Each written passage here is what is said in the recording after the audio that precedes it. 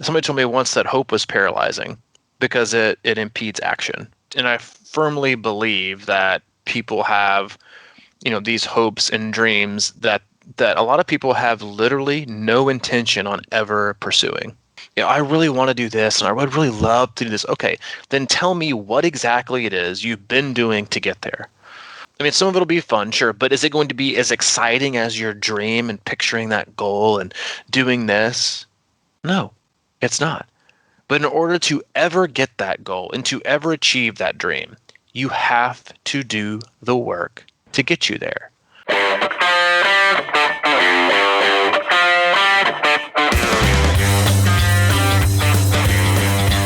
Hey, buddy, what's a good word? Hey, it's Monday. My 3-year-old toddler is back at daycare. The world is my oyster.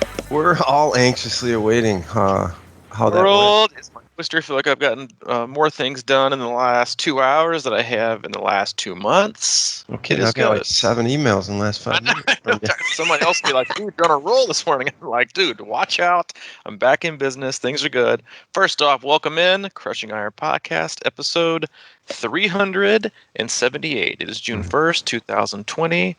Man, it's hard to believe we are already, well, not really already, but about 15, 16 days away from being halfway through.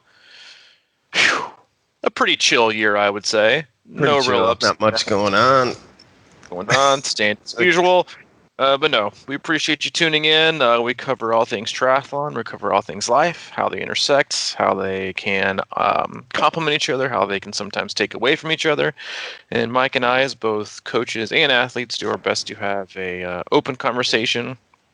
No real agenda, no ads, no sponsors, and just do our best to convey our thoughts and feelings of what we're going through personally as both athletes and coaches, oftentimes what our athletes are going through as well.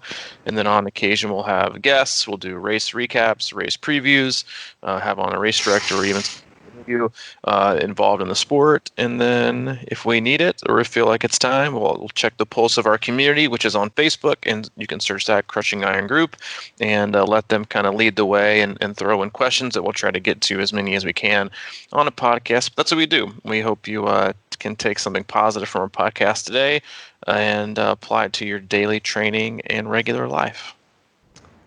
That's what we do, man. It's June 1st.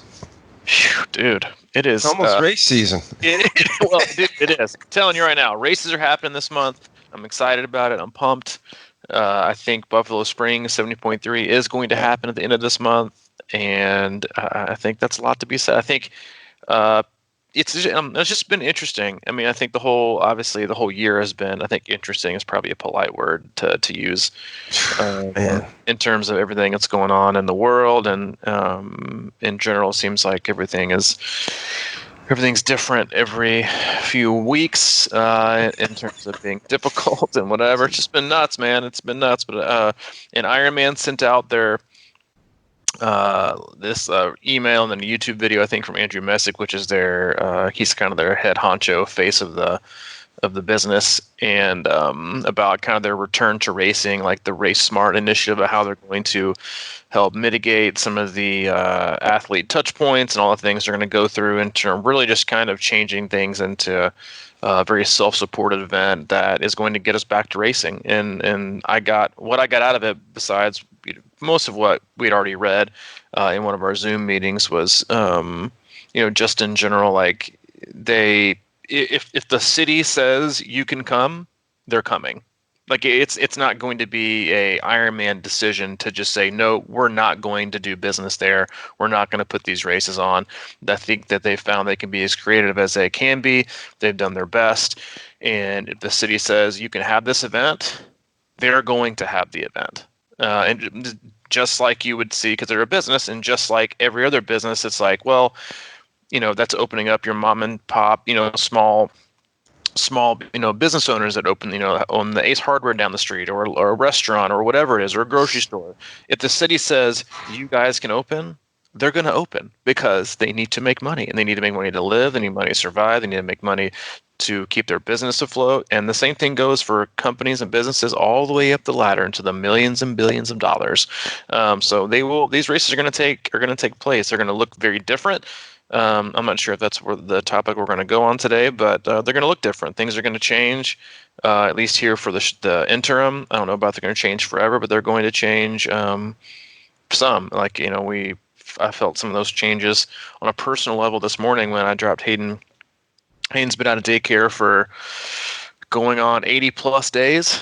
And he's been with me and Allie for basically 24/7 for that last period. And his daycare reopened, and they sent out like an email with all these guidelines and how they're going to change things, about the entry point. So I took him in this morning, and Allie and I kind of did we waited, like, should we both take him because we both want to be there for it, but also kind of makes it seem like it's a bigger deal. Like if you're in the car, and I just say, I think it's better if just one of us takes him, and and then of course if we choose that, it would have been better that both of us came.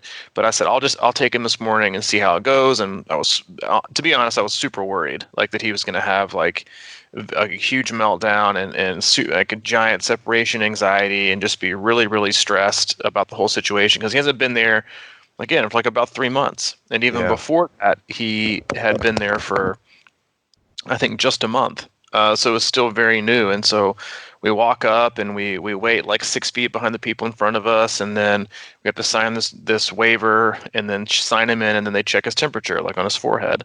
And one of his teachers came to the door because the parents aren't allowed in the building.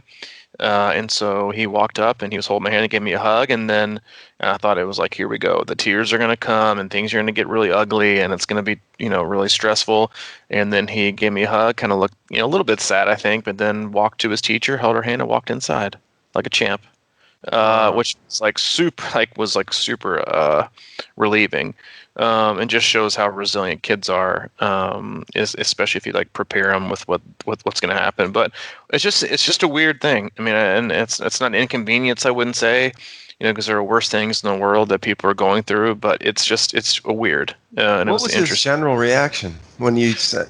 I assume you prepped him, said, "Hey, Monday," but like, was he like stoked or like what was? No, well, do you call it school or daycare to him? We call it school. Because, and then you say, we're going to school. Was he like, yeah? Or is like, what's that? Ebbs and flows. And so I took a little mini vacation this weekend, and we went out to 5 Star Retreat, which is the place where we do our run camp. And so he got to hang out with 2 other kids that he's never met before. And that's the interesting thing about kids. Like, as long as they're sometimes they're shy, but he met these two kids off the bat, Tate and Harper. And then within like 30 seconds, he was like, oh yeah, dude, let's play.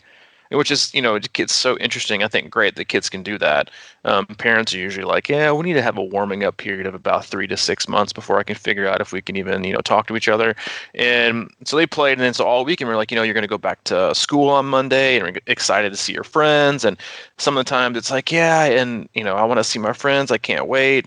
And then he was like, remember that time August hit me in the face with a block, and that didn't feel very good. And I was like, how do you remember that? But yes. And then I think the kicker was he got super stoked to watch like the whole SpaceX shuttle launch thing.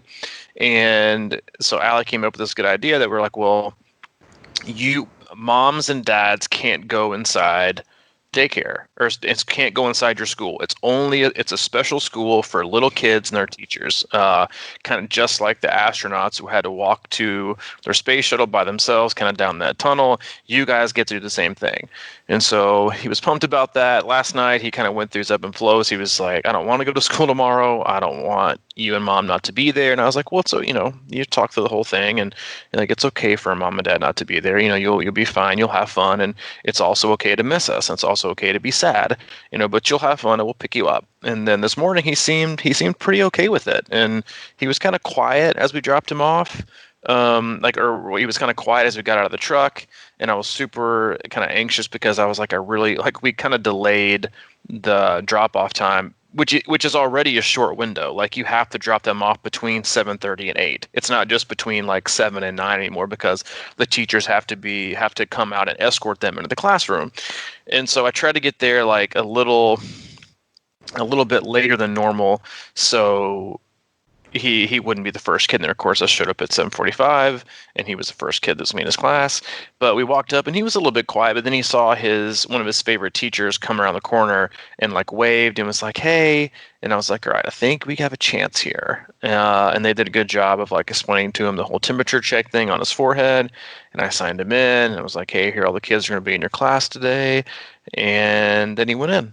And I think he was he was definitely not pumped, but I think I don't know. I think he was probably / excited, but / nervous and anxious about it, just as kind of like I was. But he did awesome. I mean, he was.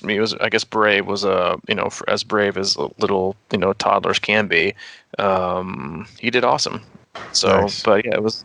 But yeah, hopefully we'll see how the rest of the day goes and how that whole process works. But yeah, it's the last day he was there was like March 13th, so it's been a minute. But it's just kids are resilient. They think that we're gonna that they're gonna fall apart, or they heal quickly, they get over things. They're resilient. I think adults, as adults we could learn a lot. I don't think in terms of their resiliency and being able to bounce back and do things, and limited amounts of fear, and whether it's based on like just their limited knowledge of what's really going on on the world, which I think adults, we kind of do that to ourselves. Like I think it's important to be have your pulse on what's going on in the world, what things are important, what things are necessarily serious and should be, thought about, and from in every aspect of what's going on in the world. But I also think that adults do a really great job of overextending themselves through overexposure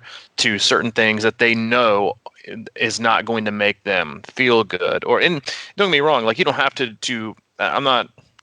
I'm all for challenging yourselves and being uncomfortable and having tough conversations, doing all those things. But I think adults, we've also gotten so straight addicted to social media and news and what everybody else is saying about everything. And there's so much information that you've become addicted to it. And most of the things that you see and you're consuming are, I don't want to say they're fear-based, but they have an underlying theme of, this isn't okay, you should be afraid, this is bad.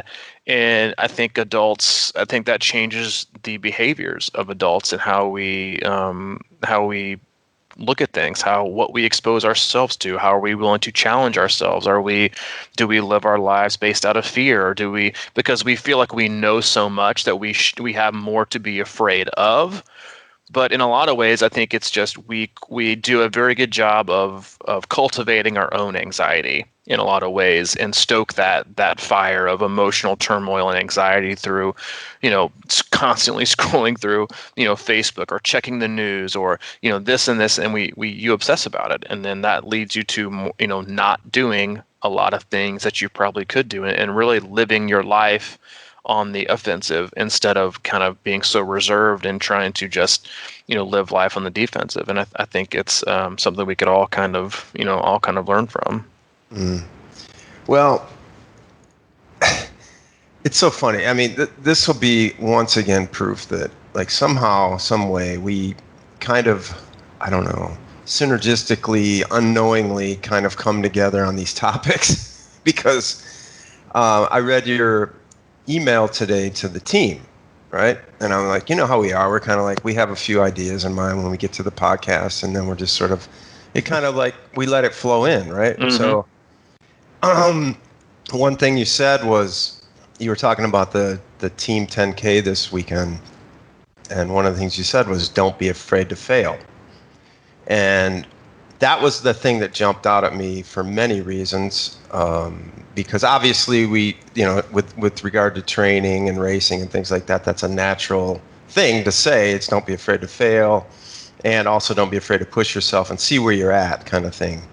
And it just sort of lined up with, I went back into Stephen Pressfield this weekend. Of course, he wrote The War of Art, and I was reading Do the Work, his follow-up to that, and I just thought it was amazing because what you were just saying there, without us prompting each other at all, I had come up with this idea as like, maybe I'd love to kind of outline around this idea of how he talks about resistance, and like in this book, he he talks about the three enemies of creativity or success.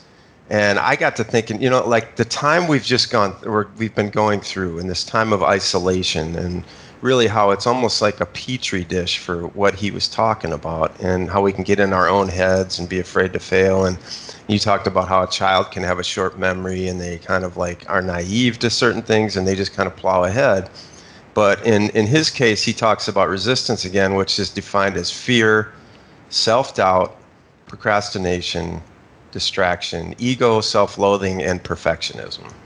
And I just think that what you were saying is so pertinent to what we're all going through right now, because, like when you sit around as a child for 3 months and you kind of forget about like this daycare thing or school and your friends, and you don't know it's all this unknowns. And I think we're all going through that as adults as well. And here we are kind of like getting back to business and everything like that. But I think what we've all done is what you're saying is, I went onto Facebook, I'm trying to like kind of, it's one of those things where you try to keep an eye on what's going on, but when you go there, dude, it's, you can't find like a rational like perspective, it seems like, on anything, right? It's kind of an outrage or like you said, fear. There's a lot of fear, I feel like, and that's why I kind of got in this idea of like, don't be afraid to fail, or don't be afraid to kick back and do what you've been wanting to do. I mean, I feel like we've been in this. We had a podcast that says this isn't a holding pattern, but in many ways, obviously, it was, because it's so easy to sort of stew on things you want to do and hope they come through, and you're unknown and you don't know what's going on. And now here we are. We're going back to daycare in a lot of ways, We're heading back to school. We're heading back to life as sort of we knew it. So I just think it's important to kind of look at these things and realize that we've probably been in our heads a lot, you know what I mean?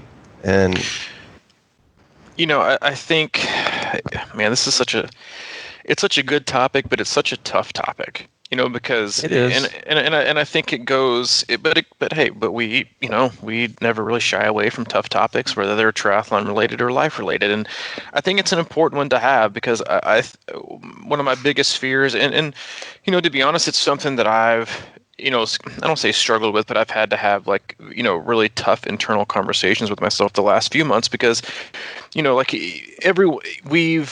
it has become kind of, and I'm all for being responsible. I think you should do whatever you feel you need to do to be safe and responsible. And I do also believe that every person has a specific right to gauge what that is for themselves. Do they need connection or do they not need the connection? What do they need to do to make themselves happy? Because one of the biggest fears I had about this whole entire thing was that like the amount of the detriment to people that are going to be, isolated and alone, and people who are going through, like domestic abuse situations and, addiction, like all those, like people are dying, and I just think it's a very tough time. And I think we've, one of my biggest reservations, my biggest fears about this whole thing is that a lot of us are going to start using what we see and what we hear and what we read as an excuse to live our lives in a very, very small bubble. That we're going to now have not a free pass, but a kind of a free pass, like an excuse to say, I don't want to do this. I don't need to do this. I don't feel pushed to do this because it's not safe, or because, I think it's irresponsible, or because, it might make me uncomfortable. And it's probably just better if I just don't do anything. And that's a really great point. And I get so, again, like you, scared and afraid, but like I know people, like I know a really good friend that's me, that the version of myself that I was 7 years ago, if I had gone through, before I got sober, if I was going through this period of time right now, I'd be dead. I would probably be dead. I was an isolator. I was lonely. And if you had taken all these things away from me, these opportunities to connect and see people and do things, I don't know what would have happened. And so I think when it comes to triathlon and when it comes to life, like you sometimes you just have to do it. And if you think about like, gyms have been closing and closing for good, and businesses are shutting their doors forever. And people are telling you shouldn't be doing this, you shouldn't be doing that. And here we are, weeks and weeks away from opening up our own training center and expanding the business, doing that. People are thinking that's the dumbest thing you could do right I now. know, right? Like there's, and I'd be lying if I didn't think every day, just don't do it, because everyone will think you're just being responsible. You got to hedge your bets. You got to be careful. You got to be safe, because you never know what's going to happen. And that's the problem, is you don't know. And we react on so many things in training and in life because we don't know what to expect. We have that fear of we have to be in control, yet we also recognize in the same breath we have zero. But yet we try to control the situations that we try to control the fact that we don't have any control, and say, well, I don't know what's going to happen, so I need to kind of be really reserved. And I get being responsible and not being, doing things that might put yourself at risk, and personally or professionally. But then I keep telling myself, it's all about risk versus reward, and I don't. And I don't think there's a necessarily a right or wrong answer, but you have to kind of tune out what the rest of the world or the rest of the vibe that triathletes, especially with like triathlon, like when you think about racing. And I've gone back and like read like all these forums and comments and threads, and you've got like all these people, they're like, from 2 months ago. And I find it interesting because they're like, no one's racing this year. Nobody. Yeah. You're an idiot if you think there's going to be racing in 2020. Like you're stupid. Like you're what you're thinking. There's probably not going to be any for 2021. So go ahead and wrap your brain around that. I'm thinking, first of all, none of us knows anything, right? Like we're all just kind of figuring this stuff out like on a day-to-day basis. And like, see, but people push that agenda because it makes them feel safe about their own decision to basically write the whole rest of the year off and write next year off. So they're living in their own reality of fear, and maybe they're playing it safe, and then that causes other people that infects and influences their decision making, because they might be more susceptible to seeing that and thinking, okay, not what I don't need. I could just say they're not going to happen to, or I don't know when they. And I get that. Like we don't know what's going to happen, but no one should be out there telling you, don't go live your life, don't go out today and try to be better, don't try to improve yourself, don't try to do the things that you feel like you should. Like, don't look at your life today and think, well, a year ago I said I wanted to do this, and think, well, now I shouldn't because of this. Keep doing it. Go do it. Like that's one of the bigger underlying things, is I keep telling myself like every day is like, this training center is worth it. This training center is worth it. This training center is worth it, because like you got all these things that pop up and all these obstacles, and you're like, but I truly believe it's going to be a great thing. I know it's going to be a great thing. And so you have to just tune out the noise and the people who might think you're being stupid or you're being irresponsible, but think like, you know what, I know, while I can't control the universe, and while I can't control the world, I can control my effort. And there are so many things that I can control. And I would rather hedge my bets on my willingness and our willingness to be successful based on effort and execution and doing things the right way and having great ideas and just generally doing the right thing, than I would all the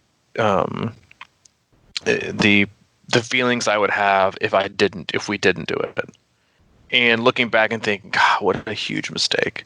Like, and I think that we have those opportunities, and we can be so afraid to fail or so afraid to put ourselves out there that, because especially now, even now, it's like people will shame you for going out and doing this. I'm sure people think it's irresponsible to send my son to daycare, but we decided as a family, like, it's truly the best thing, and I think we are doing the very best thing for him and for us.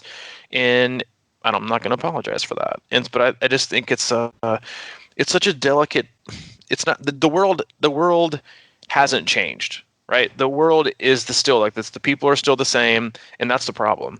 Is that we have these instances like this past week and everything going on in Minneapolis and George Floyd and the coronavirus and everything that happened before that and the economy. It's like those are things that happen. Like but the people of this planet are the same as they were 6 months ago. It's how we're reacting and the things that we're doing that are I think are just going to really inhibit the fact that we're going to become a much more like reserved population of not wanting to do things, and That's scary.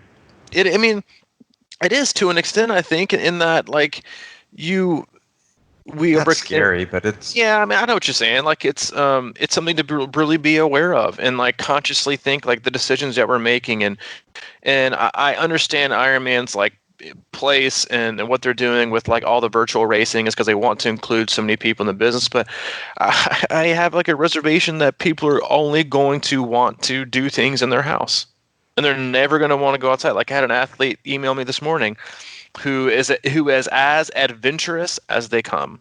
And she knows exactly what I'm talking. She'll know it when she listens to this. And as adventurous as they come, likes to do everything, is a free spirit. And she even said to me, she said one of the biggest negative effects the last few months have had on me is that working from home has just made me want to do things inside. bingo. Hasn't made me want to go outside. It's made me feel more comfortable being inside. So it's been more trainer rides, it's been more treadmill runs, where in the past it was I want to do everything that I can outside, and I despise doing it inside.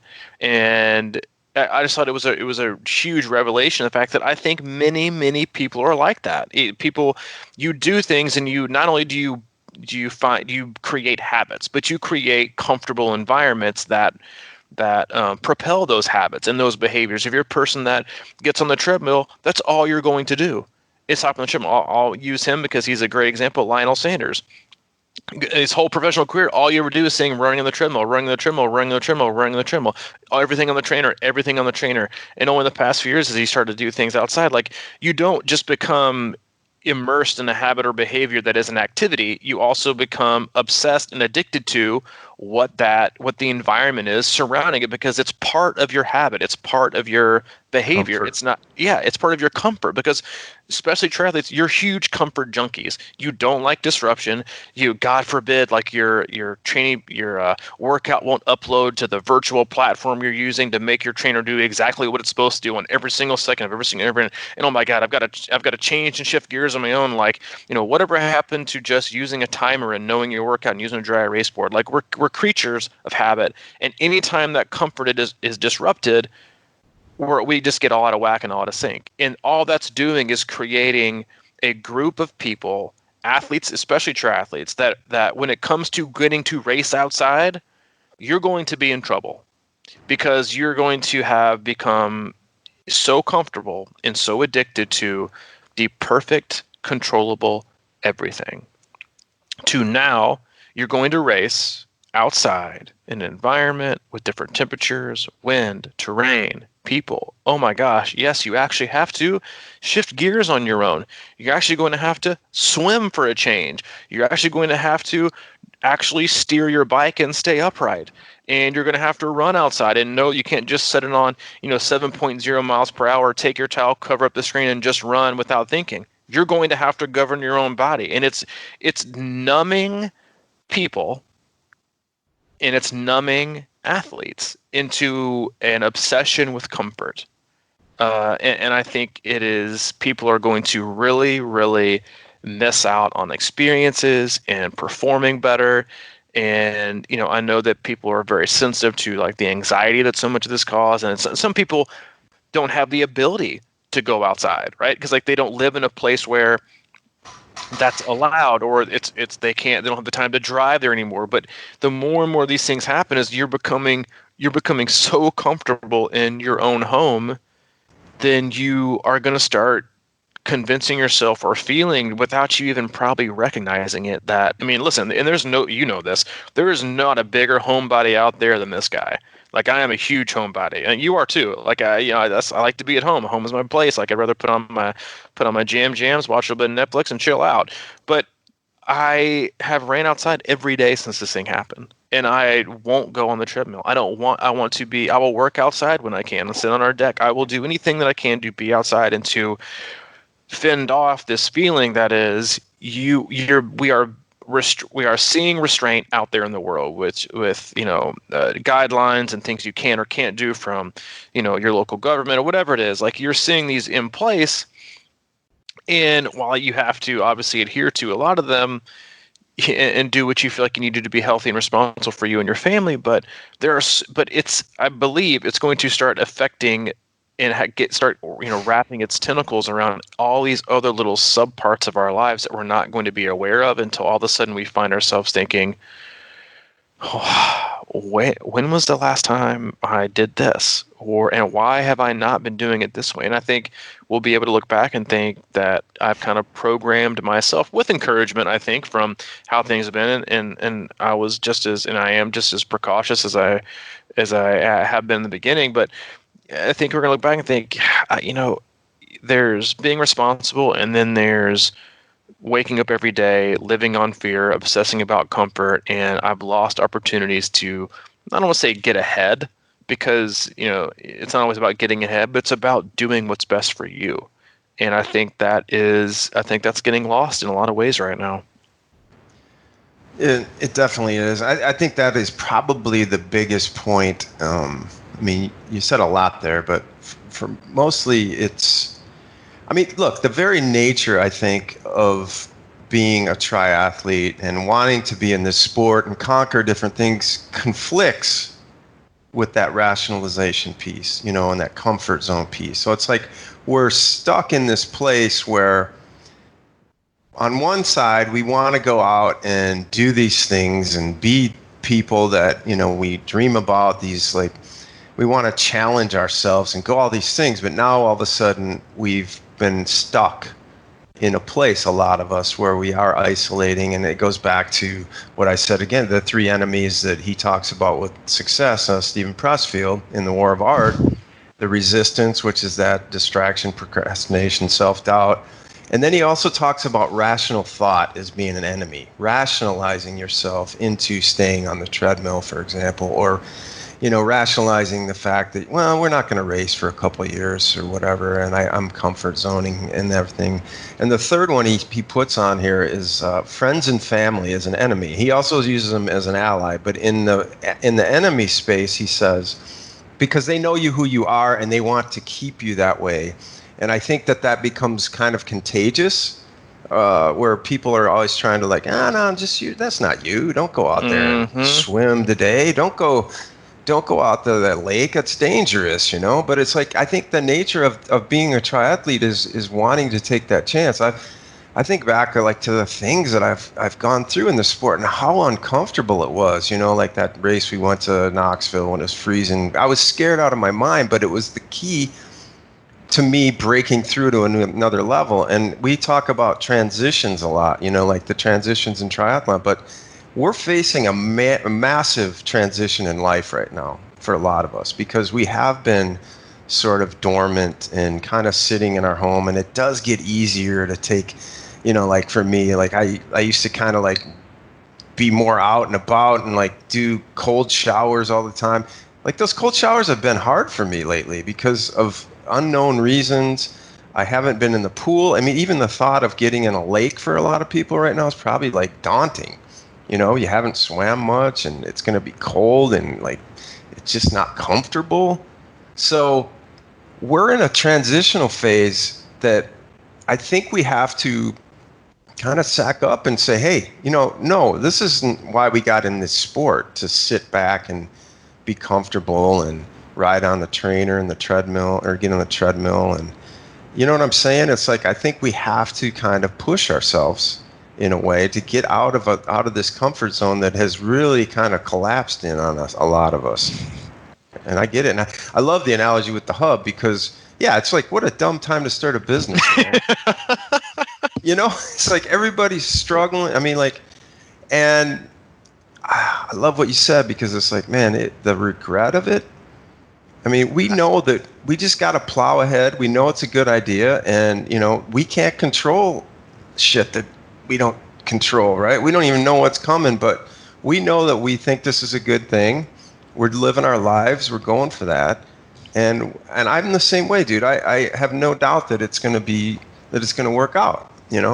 That's just because we've put so much thought and effort into it, and we have a vision for it, and people want it. And if variables outside of our control don't let that happen, then so be it.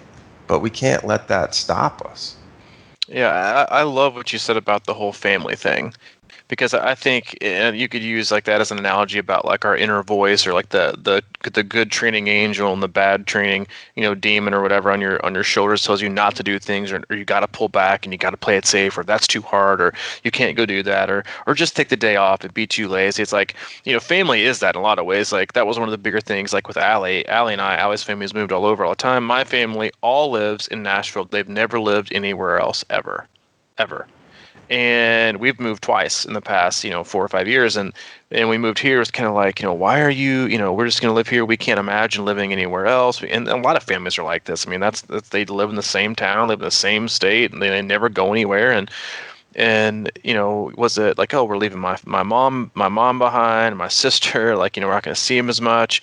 But one of the biggest reasons we did it was we wanted a better quality of life, and we wanted to do it for Hayden. But another thing that I wanted to, like, even though he won't be able to wrap his brain around this right now, is that if you want to do something and you feel the need to do something, that you feel it's going to be better for your life, then you have to do it no matter what.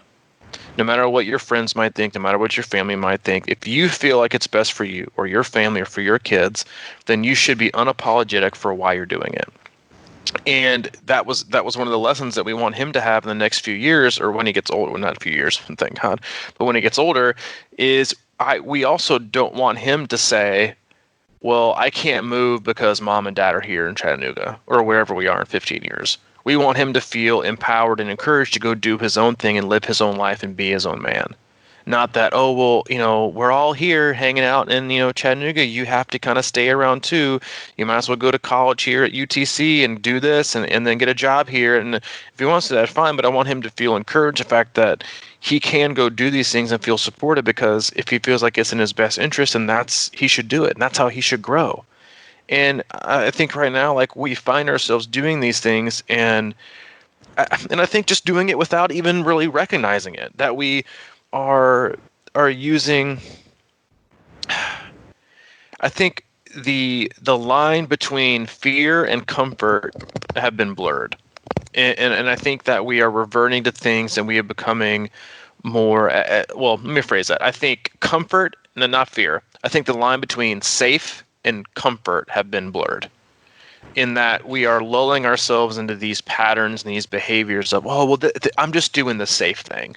And then in 6 months, you're going to think, am I really doing the safe thing? Or have I just gotten comfortable doing this or not doing this? And I think especially with training and with looking, and I understand that, especially for athletes who have a very, very hard time wrapping their brain around not having a specific date.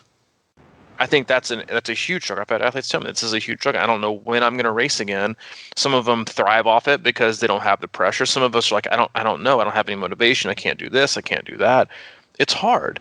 But what you're also doing is you're also recognizing in these expressions of emails or texts or training peaks, whatever it is that I'm seeing a pattern that causes me to not do something or to do something. So if you don't like it and you see that it's causing something negative, then you can't, in my opinion, you can't just like pass it off as, oh, well, it's just the safe and responsible thing to do. Like that's the new giving yourself a pass as an excuse. Yeah, while that's probably applicable to a lot of areas and a lot of things that we do in our life, it's also not in others. But there's so much to still be done. There are so many opportunities that can still be had. You can still live your life to the fullest and challenge yourself and grow, and it's not irresponsible. And you can still feel safe and secure by still challenging yourself and getting uncomfortable in all these different scenarios. If you want to continue to go out and do things, and it's a lot of.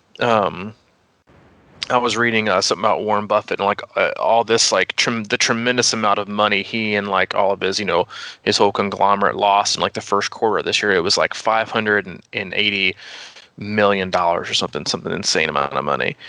But he was also saying that they had all this cash they were just sitting and waiting to use, because right now is going to be one of the best times while people are regressing and people are being overly safe and overly cautious, now is actually the time, in obviously responsible ways, and you're not going to find a guy more responsible financially than him probably, is now is also the time to be aggressive. because so many people, if you're trying to get ahead, you're trying to perform better, you're trying to do, we'll use triathlon. Like if you're trying to get ahead or catch up to Joe Blow down the street who's in your tri club that you've always wanted to catch, well, if he's the guy who wrote off 2020 and 2021 because it felt his own safety narrative better, because he just didn't want to do any more work, because let's be honest, working hard and wanting to fulfill your dreams and wanting to push forward and wanting to make things happen in a time like this, you're the anomaly.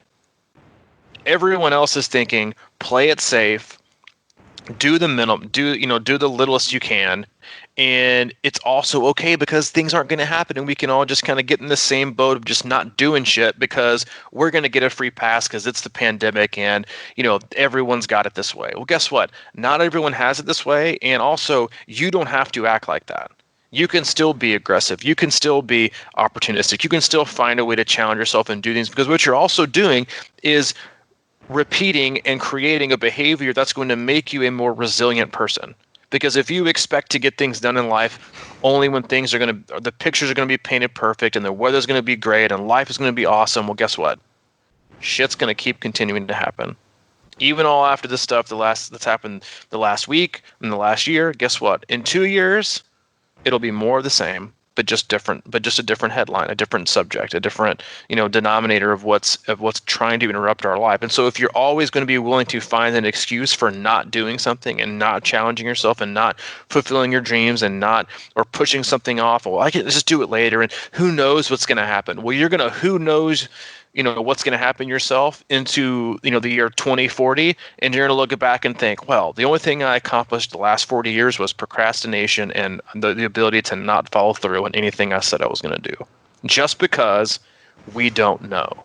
We don't know when we're going to race. We don't know when we're going to do this. We don't know when we're going to do that. So we might as well just take our ball, walk away from the playground, and just go home.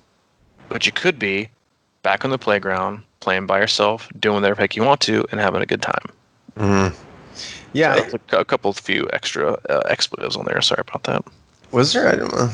I got to mark this.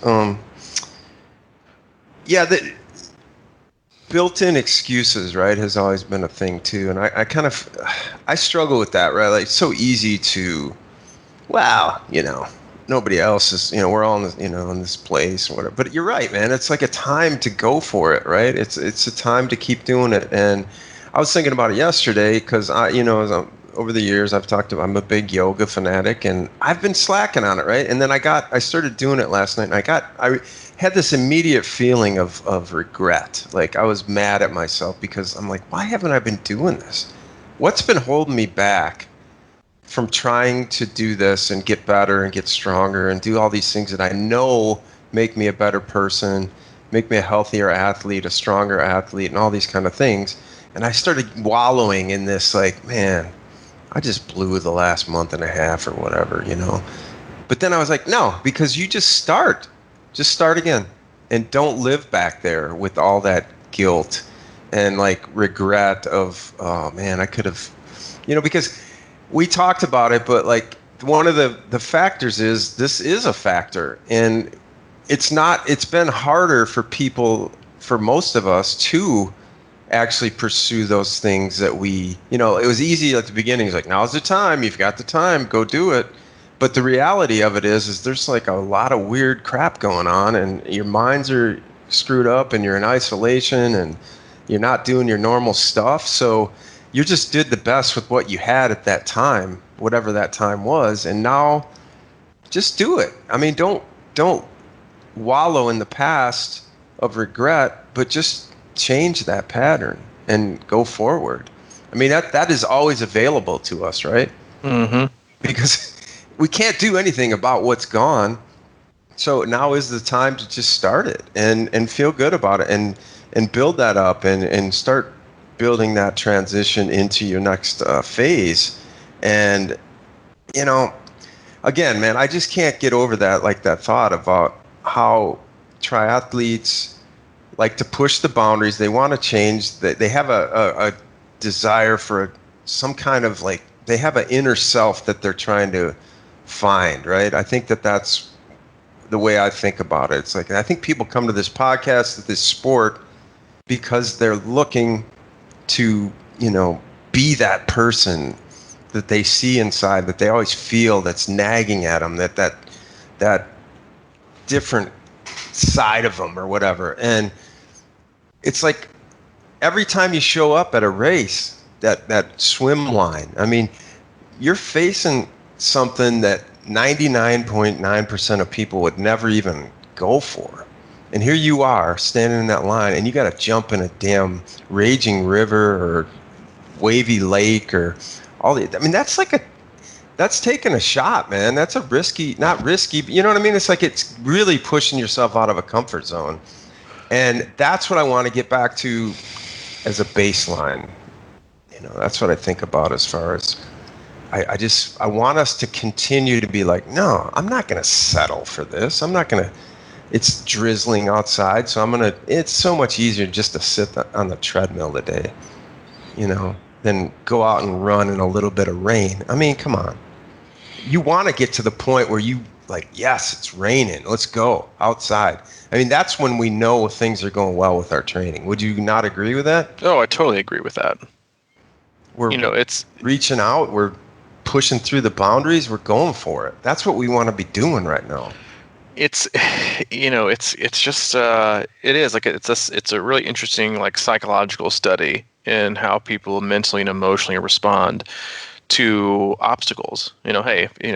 I'm a huge fanboy of Ryan Holiday, so I'll give his book another plug again. But if you've never read his book, "The Obstacle is the Way," now is easily the best time to read that. In terms of, instead of seeing obstacles, you should see opportunities. And right now, people are obsessed with feeding who they are, and then what's happening is they're starving who they want to become. Because they're totally obsessed with what's going on right now, and that I don't need to do this, I need to play it safe, I don't need to push forward. And what's going to happen is that 6 months, in a year, 2 years, 3 years, they might be behind in who they were trying to become, but the most important thing they're going to be missing out is they're basically going to have like stop progressing. My grandfather always used to say, you don't ever want to stand in a doorway because you're not coming from anywhere and you're not going anywhere. You're literally doing nothing. And I think that's what so many people are doing right now is they're standing in a doorway. They're afraid. They're not really coming from anywhere because they've been so stagnant for such a long period of time, and they're not going anywhere. Like you are. And it's easy to, I think, find ourselves in that pattern because you look all around you and you see social media, and that's why I think like social media is such another interesting topic for another day. Is if you're on social media or on Facebook and you're friends with people, then what you're usually saying on Facebook isn't going to make that much of an impact on the people who you're already best friends with, who already think and probably believe the exact same thing. So the same thing could go for you looking around and think, oh, all my friends are staying in, all my friends doing this, then it's definitely, I should definitely do the same thing. Like sometimes I feel like we allow society and social media to be our decision maker, or at least a very heavy influencer to what we. I mean, hell, they even created a style of a person that's called an influencer to influence you to do things or to not do things. And it's not that we have become incapable of making our own decisions and thinking about what we need to do is best for us, but we have become so overly impressionable to hedging our bets and playing things. It's not about playing things safe. I'm trying to find a better way to say it, but about just like living your life so reserved versus showing yourself that you can be resilient. And I do think that in the months to come and the years to come, people are going to look back and think, like, did I do the right thing? Should I have gone for this? Should I have gone for that?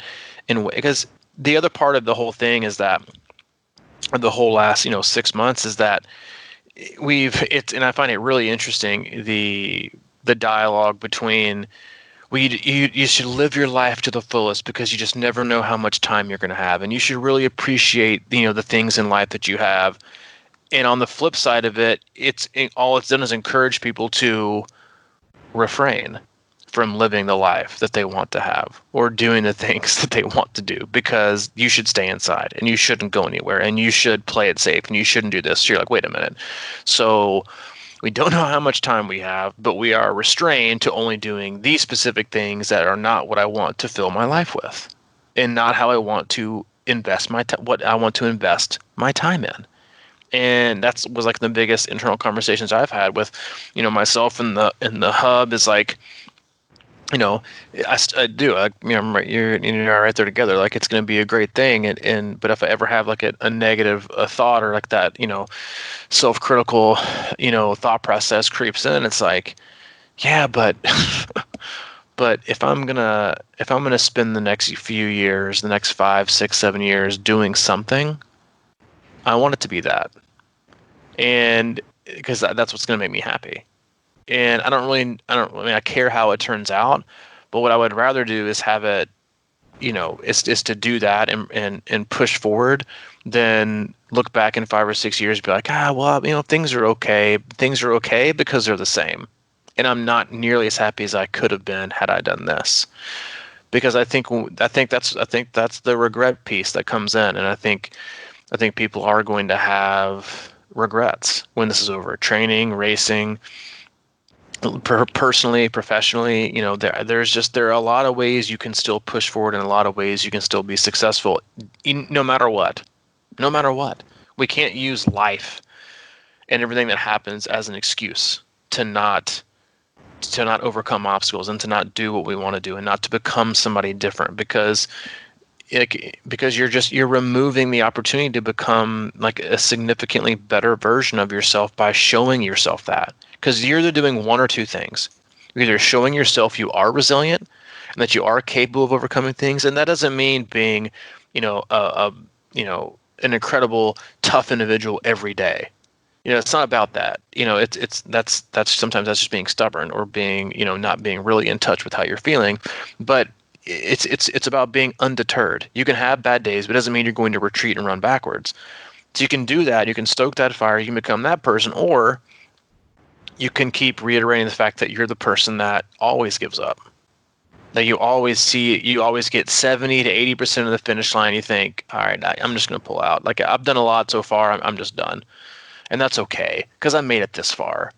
You're never going, so you're just going to keep recreating that reality for yourself and continue to prove to your own belief system, wherever, your own reality, that you are that person, which is going to make it even harder the next time to not be that person. And I just think there's just a lot of, one person might see obstacles right now and the other person sees opportunity, because on the other side of every obstacle is an opportunity. And oftentimes it's not what actually lies on the other side of it.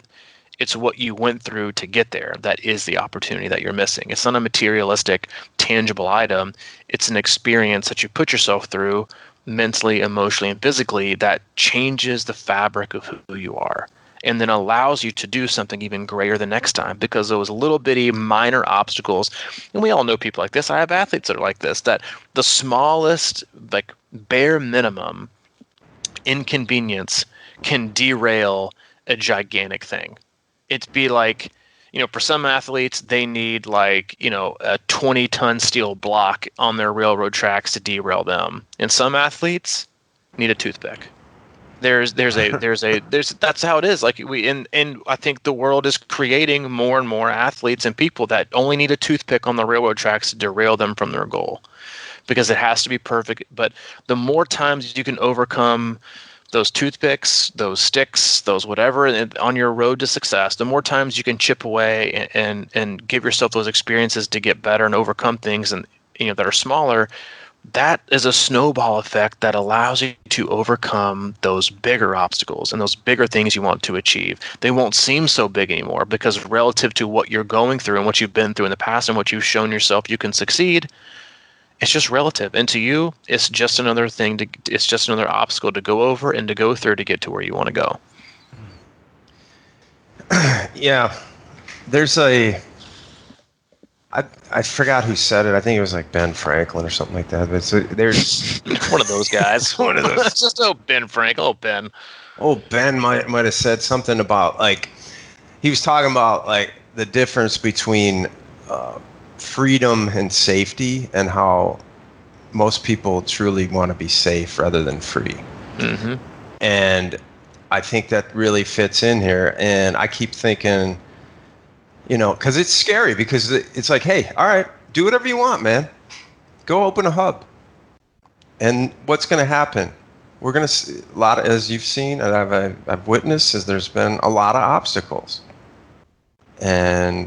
But that doesn't mean it's not going to happen. You just have to get through them, right? You have to keep going and you have to do it.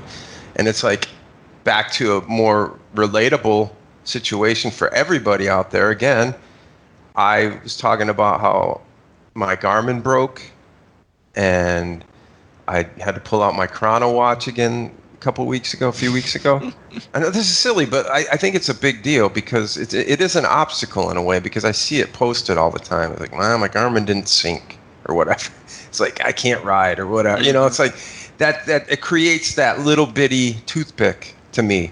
So I just started riding with my chrono, and I've been at a while, like I don't ride with power. I don't have anything to look at, right? So I'm not like checking my bike computer battery's dead, and I've just been too lazy to go figure that out.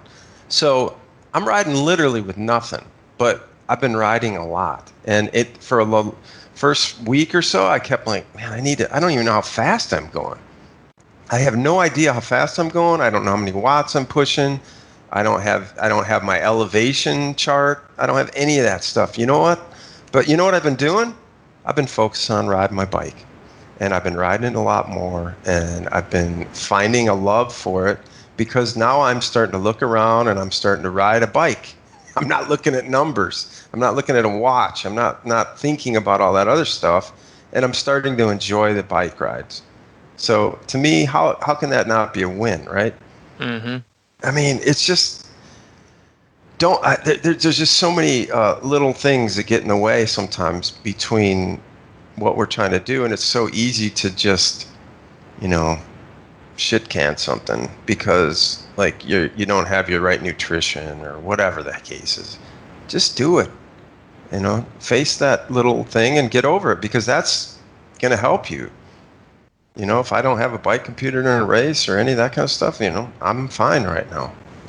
So there are little obstacles. I think it is it does feel a little more daunting to have that, to pursue sort of. The other thing I think about too is like, all right, so we have the opportunity to start this hub, right? And it's a great thought when it begins, right? But when you start to face the reality of it, it gets a little more the tension gets a little tighter, like that. It's like, it's so easy to have a dream waiting out there that you always want to do and leave it as your kind of motivation. But to actually face that dream and face the possibility of it not working out the way you want it to really freaks people out, I think. But you have to plow into that. You got to keep going. It's not it doesn't make the dream and the hope wrong. It's going to make it more worthwhile. But Right. But I think that's one of the Having a dream is the safety piece, is what I'm right. saying. Everyone has it. Oh, but one day I hope. I'm like, okay, well, what are you actually doing to make that happen? Don't be afraid to fail. And I firmly believe that people have, these hopes and dreams that a lot of people have literally no intention on ever pursuing, but they love having. It's like a safety net. Well, if someone asks them, or I think it's the thought that kind of gets them through certain periods. Is like, I'm like, yeah, like, well, that's like what? Somebody told me once that hope was paralyzing because it impedes action. Because you're hoping anything, but you have to put action. So, I really want to do this, and I would really love to do this. Okay, then tell me what exactly it is you've been doing to get there.